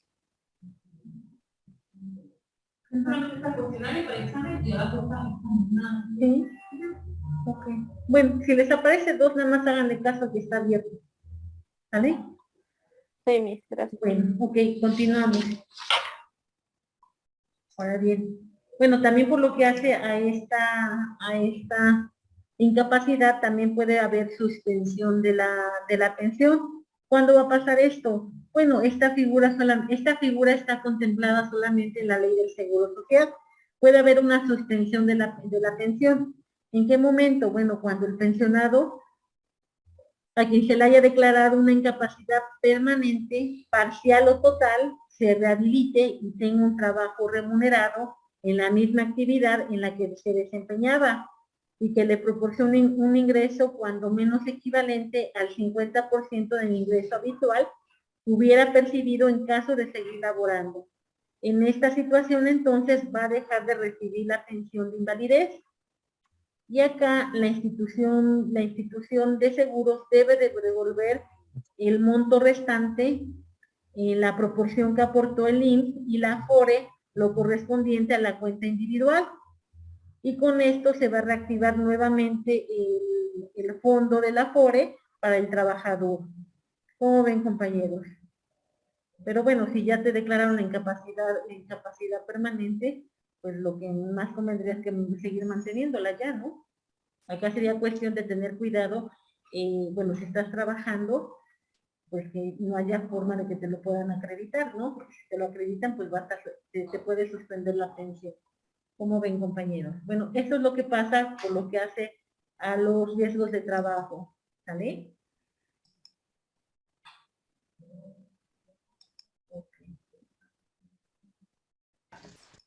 Lick, Mande usted. yo quiero hacer como un pequeño comentario. En el lugar en donde yo trabajo, como tal, bueno, ni siquiera lo nombra en la Ley Federal del Trabajo, pero nosotros tenemos como la obligación, tanto por la Secretaría de Salud y como tal ya en Pemex, hacerles estudios a los chicos, o sea, a los despachadores, tanto de sus pulmoncitos como de orina y todas, o sea, unos estudios como muy completos para verificar que sus pulmones o su organismo, como están en contacto constante con gasolina, no tengan plomo. Y si es que, bueno, lo comento por lo que usted te estaba diciendo, en caso de que sus pulmones o llegara a haber anomalías por culpa de la gasolina o el contacto que tienen con la misma, nosotros como empresa tenemos igual la obligación de pagar sus, pues no sé si sea como indemnización o sea, pagar todo lo que necesite para que pueda recuperarse al 100%. Ya no solamente entra como tal su sindicato, porque de hecho como sindicato de despachadores de Pemex ya desapareció, ya casi no existe, pero sí estamos como igual obligados de pagar sus estudios al 100% y pues le digo, su recuperación en caso de que hubiera la necesidad. Y si no se recuperan, compañera, ¿qué pasa? Pues se supone que también ahí sí es como, no sé cómo en dónde entraría, en lo que usted acaba y los compañeros acaban de leer, en qué tipo de indemnización entraría, pero de hecho pasó como bueno, en las estaciones de gasolina estamos como por grupos y en una gasolinera del grupo pasó que igual a un señor lo asaltaron y le dispararon y entonces perdió, no sé como por qué motivo o cómo fue el disparo, pero perdió como movilidad en una de sus piernas. Y pues le digo, como ya no entran sus sindicatos porque ya no existen como tal, entró su abogada y ahorita está indemnizado al 100% y de verdad que yo creo que digo, independientemente porque obvio si está como acostumbrado a trabajar, que tenía movilidad en ambas piernas y ahorita no, pues obviamente sí es como un conflicto, pero yo creo que está ganando o percibiendo mucho mejor que si hubiera seguido trabajando, pero le digo, entra como una tipo de indemnización, no sé como que en qué rubro lo podría poner, pero sí tenemos que indemnizar a los chicos y le digo que en caso de que igual no se indemnice, o que no se repare o se trate de reparar el daño con medicamentos o tratamientos de cualquier tipo, también somos como multados y le digo que no solamente por Secretaría de Salud, sino también por Pemex, que como que también lleva como rigurosos, pues sí como papeleos o documentos o cosas que hacen que el personal que trabaja, aun cuando somos franquicias, esté trabajando como en regla. Ok, compañera, gracias. Ahí entraría, yo siento que ha de ser lo que es la seguridad, ¿no? Ven que el patrón tiene la obligación de proporcionar seguridad a los trabajadores, ¿no? Una pregunta, ¿estos trabajadores tienen el seguro social o no tienen esa prestación? ¿O se las dan de forma particular? No, sí la tienen, Lick. De hecho, igual le iba a preguntar, porque una de, o sea, sí tienen el seguro social y prácticamente el seguro social sí lo paga al 100% la empresa y ellos es como muy, bueno, es muy, muy poquito lo que les quitan. No sé si sí es el 100% que paga la empresa, pero es que pagan como 30 pesos, me parece, cada semana. O sea, es mínimo lo que pagan. Pero apenas una chica me decía, oye, fíjate que quiero sacar mi Afore, pero me dicen que no puedo sacar el crédito porque estamos, bueno, casi la mayoría de despachadores, y eso sí es como una irregularidad a mi parecer, están con el salario mínimo. Entonces, pues lógicamente en este caso de querer cotizar ya para el Afore, pues no les da. Pero sí, sí, sí tienen seguro, sí, seguro social. Por eso es que pagan muy poquito, porque bueno, recordemos que todo va bueno, por lo que hace al seguro social, recordemos que se paga de forma tripartita, ¿no? Una parte el patrón, una parte la empresa, una parte el gobierno y una parte el trabajador. Y lo que se va a pagar es de acuerdo a cómo esté dado de alta en el seguro, ¿no? Entonces, ha de ser esa la situación, que están con los salarios muy, muy, muy bajos, ¿no? Entonces, por eso es que pagan poquito. Acá en esta situación, pues lo que se podría hacer sería solicitarle al tribunal laboral que obligue al patrón a que haga el pago tal y como marca la ley, no tal y como como él está pagando, ¿no? O sea, que reconozca realmente cuál es el salario que le están fijando, ¿no? Porque en muchas ocasiones pasa eso, ¿no? Para que como el patrón también tiene que dar una cantidad, pues lo que hace es, sabes que yo lo doy de alta con la menor cantidad para que así yo también pague poco del seguro social, ¿no? Porque acá quienes van a pagar más va a ser el patrón y el gobierno, ¿no? El trabajador va a pagar en una cantidad menor. Pues acá no estaríamos, acá el trabajador no estaría reclamando un despido especificado, sino nada más que se le reconozcan sus derechos, ¿no? Que en esta situación sería que realmente obligue al patrón a que lo dé de alta con el salario que realmente está percibiendo en el seguro social, para que entonces también ahí las cotizaciones que deban realizarse en el Afore pues sean las adecuadas, porque si no al final, pues ni siquiera así de por sí, así como estamos, ya la mayoría no va a tener derecho a una pensión, pues con estos salarios menos, ¿no?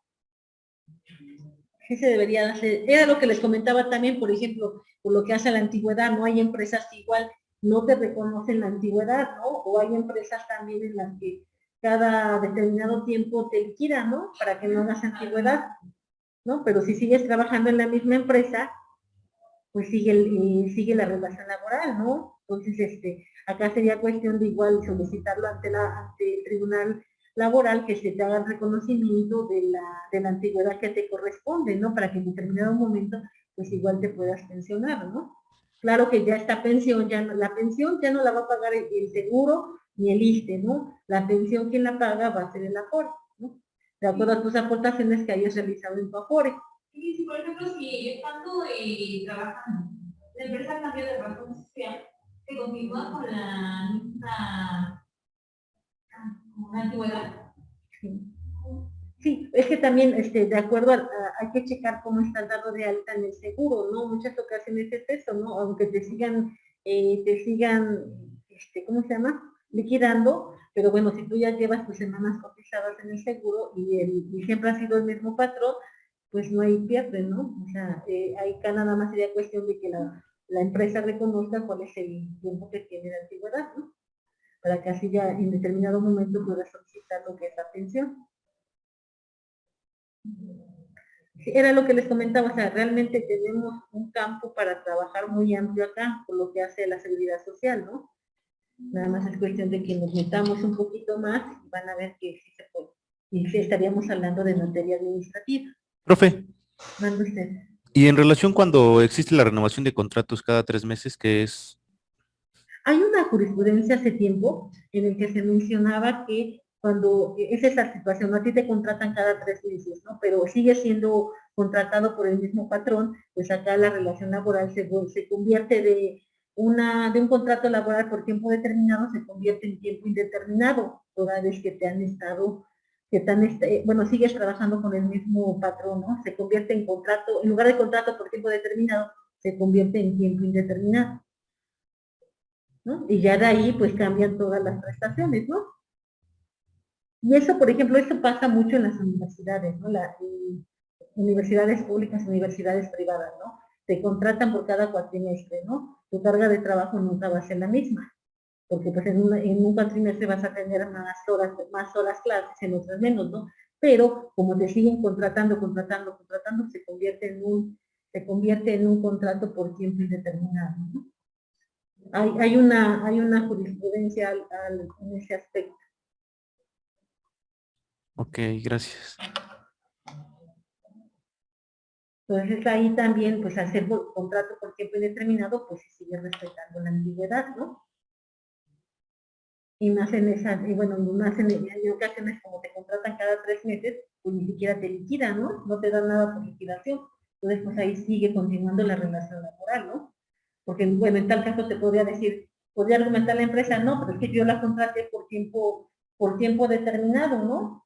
Entonces, cada que se terminaba la relación laboral, yo pagaba todo, ¿no? Pagaba finiquito y liquidación. Ajá, sí, pero la verdad es que no es cierto. Cuando te contratan por 3 meses, 4 meses, pues no hay esas figuras no se presentan. Bueno, ni te las pagan, ¿no? Entonces tú sigues continuando tu relación laboral. ¿Sale? Ok, ahora vamos a hablar de las autoridades laborales. ¿Cómo está establecida las autoridades laborales? Vamos, ¿qué es una autoridad laboral, compañeros?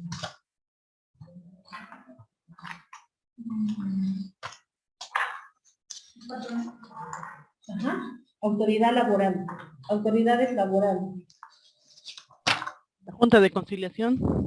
Junta de conciliación. Ok, ¿qué más?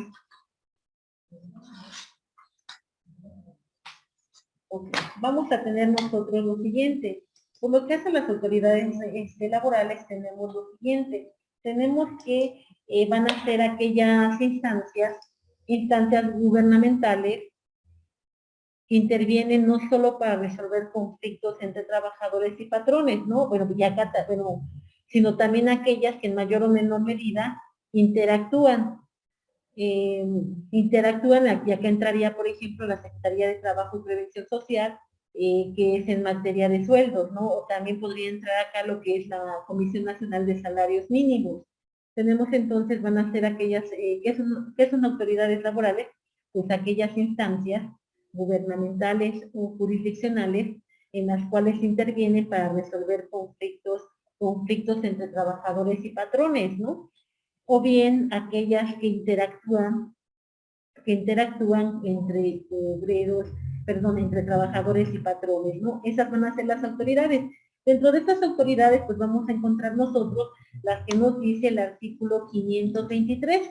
En el artículo 523 nos menciona en qué consisten estas autoridades, ¿no? ¿Alguien tiene el artículo 523 a la mano? Sí, Mischa.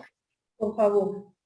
La aplicación de las normas de trabajo compete en sus respectivas jurisdicciones. 1. A la Secretaría del Trabajo y Prevención Social. 2. A las Secretarías de Hacienda y Crédito Público y de Educación Pública. 2 bis. Al Centro Federal de Conciliación y Registro Laboral. 2 ter. A los centros de conciliación en materia local. 3. A las autoridades de las entidades federativas y a sus direcciones o departamentos de trabajo. 4. A la Procuraduría de la Defensa del Trabajo. 5. Al Servicio Nacional de Empleo. 6. A la Inspección del Trabajo. 7. A la Comisión Nacional de los Salarios Mínimos. 8. A la Comisión Nacional para la Participación de los Trabajadores en las Utilidades de las Empresas. 9. Se deroga. 10. A los tribunales del Poder Judicial de la Federación. Y 11. A los tribunales de las entidades federativas. 12. Se deroga. Ok, gracias, compañera. Bueno, Sí. tenemos nosotros que recuerden que acá en la reforma que se da en el 2019, pues cambian autoridades y se crean, bueno, se quitan autoridades y se crean nuevas autoridades, ¿no? Tenemos que nosotros anteriormente, cuando hablábamos de las autoridades del trabajo, acá decíamos que todas pertenecían a instancias gubernamentales, es decir, pertenecían al Poder Ejecutivo, ¿no? Teníamos, por ejemplo, las juntas federales y las juntas locales de conciliación y arbitraje, pues formaban parte del Poder Ejecutivo, no formaban parte del Poder Judicial, ¿no? Entonces, cuando nosotros encontremos una definición, pues nos va a decir eso. En primer lugar, ¿no? Son instancias gubernamentales que intervienen para resolver los conflictos entre trabajadores y patrones, ¿no? O también aquellas que intervienen para poder establecer, por ejemplo, lo que son los salarios mínimos, ¿no? O también aquellas autoridades que intervienen para poder establecer lo que son, lo que es el pago de, lo que se paga cada año, ¿cómo se llama? No me acuerdo. No, utilidades, el pago de las utilidades, ¿no? El pago de las utilidades. Entonces, todas esas autoridades, pues, forman parte de las autoridades laborales, ¿no? Pero bueno, ya con la reforma que se da en el 2019, pues ya no solamente van a haber autoridades gubernamentales, sino también van a haber autoridades jurisdiccionales, ¿no? Autoridades que pertenecen al Poder Judicial de la Federación. ¿Cuáles van a ser acá? Por los tribunales del Poder Judicial de la Federación y los tribunales de las entidades federativas, ¿no? Ya cambia toda esta imagen, ¿no? Anteriormente todo pertenecía al Poder Ejecutivo, ¿no? De ahí que entonces las juntas federales de conciliación y arbitraje y las juntas locales, pues se formaban de forma tripartita, ¿no? Había parte del trabajador, parte del patrón y parte del gobierno, ¿no? Cosa que ahora ya ha cambiado, ¿no? Ya todo, los tribunales laborales, ya todo pertenece al Poder Judicial, ¿no? Tenemos que esta reforma es muy importante, se da en el 2019 y tenemos que después del 2019 se fue estableciendo, ¿no? Que esta reforma, bueno, como cambiaba toda la estructura para poder resolver estos conflictos laborales, pues esta reforma sí va a ir implementando de forma paulatina, ¿sí? Y tenemos que, bueno, ya ahorita en la mayoría de las entidades federativas ya están funcionando, ¿no? Decíamos nosotros que acá en Puebla empezó en octubre, ¿no? En octubre se empezó a hacer este cambio, ¿no? Ya hay tribunales laborales locales, ¿no? Pero bueno, la idea es muy buena, ¿no? Se pretende que a través de que, bueno, toda vez que ya existen los tribunales laborales, pues ya va a ser la justicia más pronta y expedita, ¿no? O sea que anteriormente, bueno, todos sabemos que no pasa. Pero también acá tenemos un problema, ¿no? Que ahorita la gente que está formando estos tribunales laborales, pues hay mucha gente que no tiene conocimiento de la materia laboral, ¿no? Entonces, ¿qué es lo que va a hacer? Pues va a entorpecer estos asuntos y bueno, también pues hay que ver cómo van a salir las resoluciones, ¿no? Igual, bueno, hay que ver esa situación, entonces también pues una u otra forma, pues al hacerse el cambio, pues también este cambio va a ser pesado, ¿no? Porque aquí están muy a las vivas de cómo van a estar emitiendo los acuerdos y cómo van a estar emitiendo las sentencias, ¿no? Y ese va a ser más trabajo para nosotros. Bueno, entonces tenemos que cambiar, ¿no? Cambian estas autoridades, quitamos a las juntas y entran acá lo que son los tribunales laborales, tanto locales como federales. También está acá otra figura que se crea, es el Centro Federal de Conciliación y Registro Laboral, tanto a nivel federal como a nivel local. Recordemos que hace este centro, ¿no? Decíamos, antes de que tú promuevas tu demanda, lo primero que tienes que agotar de forma obligatoria es la etapa de conciliación. Esta etapa de conciliación es pronta y bueno, también esta etapa de conciliación, pues tenemos que este centro de conciliación es muy aparte del tribunal laboral, ¿no? Eso qué es lo que hace, pues lo que se pretende es que haya más neutralidad, ¿no? Va a ser neutro este centro federal de conciliación y arbitraje, y lo que pretende es que realmente él sea neutro y se pueda establecer un arreglo que sea tanto favorable para la parte patronal como para la parte trabajadora, ¿no? Cosa que no pasaba anteriormente, ¿no? Anteriormente, si tú llegabas a un arreglo, pues realmente quien se veía beneficiado iba a ser el patrón, porque si tú llegabas a un arreglo con el patrón, pues todo se iba a la mitad, ¿no? Si tú peleabas, lo que tú ibas a pelear de salarios caídos, pues en lugar de pelear que te diera el 100, te iba a dar el 50, ¿no? Ahora con este Centro Federal de Conciliación y Arbitraje, pues lo que se pretende es que sea neutro, ¿no? ¿Sí? También tenemos, también tenemos que este Centro de Conciliación y Registro Laboral, decíamos, ¿no? Acá se van a registrar todos los contratos, ¿no? También va a ser la función de registrar acá todos los sindicatos, ¿no? Los estatutos, y al ser públicos, pues todo el mundo va a tener conocimiento de estos contratos colectivos, ¿no? De estos contratos ley, que antes no se tenía, ¿no? Solamente quienes sabían cómo estaba la situación, pues era el patrón y el sindicato, ¿no? Y los agremiados muchas veces ni siquiera conocían su contrato colectivo de trabajo, ¿no? ¿Sí? Bueno, ¿qué otra cuestión podemos mencionar? Acá tenemos, bueno, acá en nuestra presentación mencionamos a las juntas porque, bueno, todavía ya están funcionando los tribunales laborales, pero tenemos que todavía hay muchos asuntos que va a tener que seguir viendo las juntas federales y las juntas locales, ¿no? Porque, bueno, la tarea de ellos es concluir los asuntos de los cuales ellos iniciaron, ¿no? Ellos tienen que concluir esos asuntos. Entonces, juntas federales y juntas locales, pues todavía vamos a tener por un buen rato, ¿no?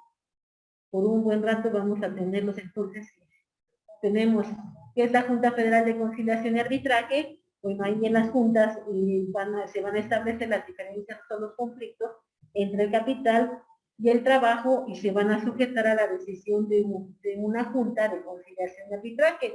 Y les comentaba, ¿no? Está formada por número de representantes de obreros, de patronos y de gobierno, ¿no? Es tripartita, ¿no? Ok, estas siguen funcionando todavía, ¿no? Hasta que concluyan sus asuntos. Después de esto también tenemos la Secretaría de Trabajo y Previsión Social. ¿Qué es lo que hace esta Secretaría? Pues tenemos que acá esta Secretaría es una dependencia del Poder Ejecutivo. El Poder Ejecutivo y tiene, entre otras facultades, la de vigilar la observancia y aplicación de las normas laborales. Contenidas en el artículo 123 y en los demás reglamentos, ¿no? También ella va a procurar lo que es el equilibrio entre los diversos factores de la producción, ello en términos de lo que señala la ley. También va a intervenir en los contratos de trabajo de los nacionales que vayan a prestar sus servicios en el extranjero, en coordinación con las secretarías de gobierno, con la Secretaría de Economía y con la Secretaría de Relaciones Exteriores. Esa es la función de esta Secretaría de Trabajo y Previsión Social. Decíamos que también acá va a intervenir lo que es, bueno, acá también va a intervenir lo que es la Secretaría de Hacienda y Crédito Público. Esta Secretaría, bueno, también ya sabemos que depende de la Administración Pública, al depender de la Secretaría, al depender de la Administración Pública, pues depende del Poder Ejecutivo. A ella le compete conocer todo lo que tenga que ver con la participación de los trabajadores en las utilidades de la empresa. Recordemos, ¿no?, que cuando se hace la repartición de las utilidades, pues la Secretaría de Hacienda se va a utilizar, ahí, bueno, la intervención ahí que tendría la Secretaría es que ella va a proporcionar la declaración que hizo la empresa para que en base a eso se pueda determinar cuál va a ser el pago de utilidades para los trabajadores. Tenemos también acá, decíamos, que otra secretaría que también va a intervenir es la Secretaría de Educación Pública. Igual pertenece a la Administración Pública, al pertenecer a la Administración Pública pertenece al Poder Ejecutivo y tiene como finalidad la de crear las condiciones que permitan asegurar lo que son los accesos a los niveles educativos en materia laboral.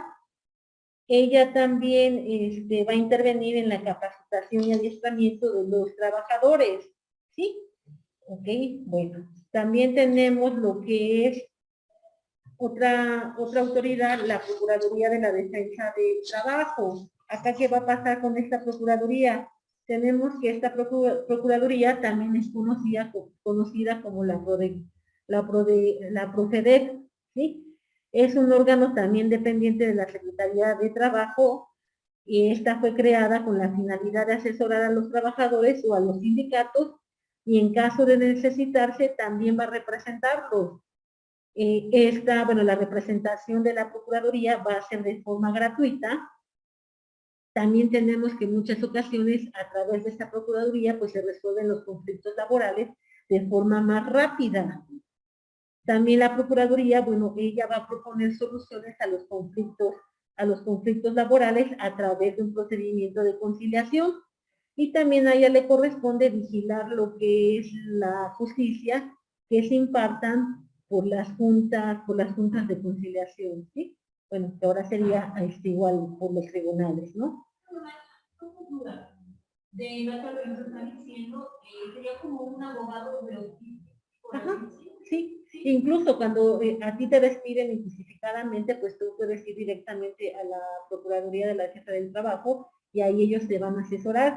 Una vez que, bueno, tú les expones tu asunto y la Procuraduría se va a comunicar con la empresa y le va a hacer mención que lo que se pretende es que se llegue a una conciliación. En caso de no llegar a una conciliación, se va a presentar la demanda. Entonces, va a llegar la empresa y lo más seguro es que lo que va a tratar es llegar a una conciliación. La Procuraduría va a escuchar a las dos partes para que puedan conciliar. En muchas ocasiones, pues es más ágil la Procuraduría que un juicio laboral. Y como es gratuito, pues es mejor, ¿no? Igual también, si no, pues ellos te pueden representar como trabajador. Igual también va a ser gratuito, no vas a pagar. También acá vamos a encontrar otra autoridad, el Servicio Nacional de Empleo. Esta es una institución igual gubernamental, tiene como finalidad la de atender de manera gratuita y personalizada los problemas de desempleo y subempleo en el país, a través de ofrecimiento de servicios, información, orientación, promoción de apoyos económicos, capacitación y movilidad laboral. También este Servicio Nacional del Empleo, también ahí, en muchas ocasiones también ahí van a haber convocatorias para determinados trabajos, ¿no? Igual también ahí sería bueno, ¿no? Ir a echarnos si queremos conseguir trabajo, pues ir a echar un ojo, ¿no? O ahí en muchas ocasiones también hacen las publicaciones de trabajos, ¿no? Otra autoridad que vamos a encontrar es la de Inspección de Trabajo. Acá en esta se van a establecer los principios generales para la organización y funcionamiento del trabajo y acá está las funciones que va a tener es la de vigilar el cumplimiento de las normas de trabajo, facilitar información técnica, asesorar a los trabajadores y a los patrones a fin de que se cumplan con las normas de trabajo. Esa sería su función. ¿Cuál otra autoridad nos haría falta comentar?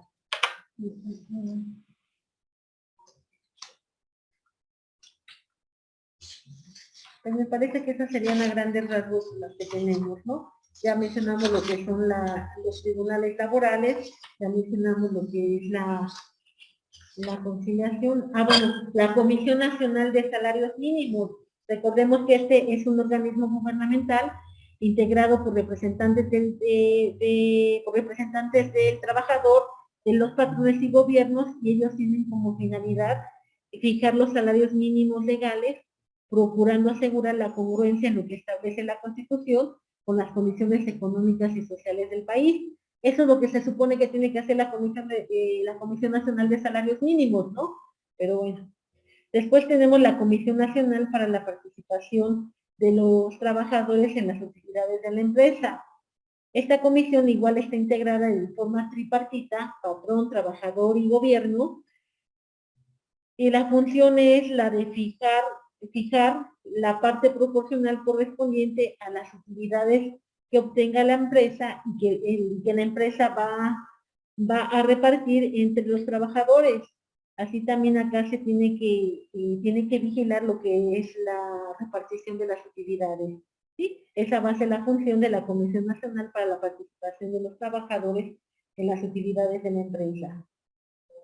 También la forma de integración, pues lo vamos a encontrar en la Ley Federal de Trabajo. Tenemos también lo que es la Organización Internacional del Trabajo. Esta es una organización a nivel internacional y acá, acá se tienen que respetar todos los lineamientos que se hayan emitido por esta Organización Internacional de Trabajo, si es que el país tiene firmado un tratado internacional con este organismo, ¿no? En México sí lo tiene celebrado. También de ahí se tiene que las reformas que se han ido cambiando, la del 2019, pues también fue a consecuencia de los tratados internacionales en materia laboral que tenía firmado México, los cuales no se estaban respetando. Entonces de ahí viene la reforma del 2019, ¿no? Y también por lo que es el Tratado Internacional de Libre, perdón, por lo que es el Tratado Internacional de Libre Comercio que llevó a cabo con Estados Unidos y Canadá, ¿no? También ahí les exigían que se tenían que por lo que hace a las cuestiones laborales, pues tenían que haber reformas, ¿no? De ahí entonces estas reformas importantes que se dan en el 2019. ¿Ok?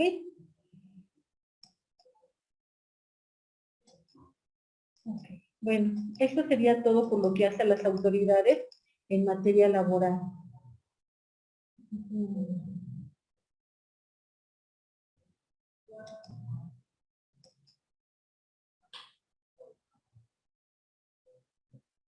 Bueno, nos quedamos hasta aquí, compañeros. ¿Algún comentario?